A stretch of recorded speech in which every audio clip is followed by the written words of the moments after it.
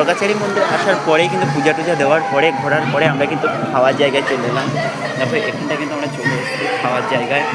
আমি এখন খেতে যাচ্ছি, সবাই প্রায় বসে পড়েছে, আমি যাচ্ছি। এখানে চলে এসেছি।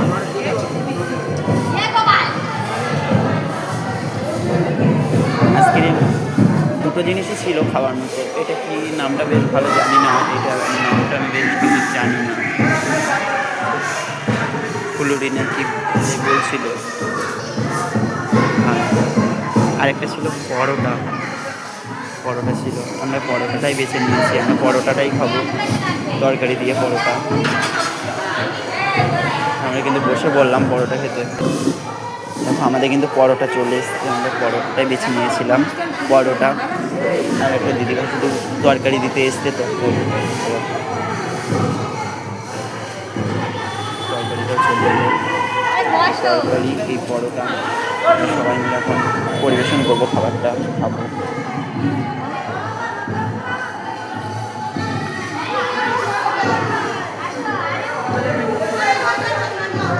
আজ এই পর্যন্তই।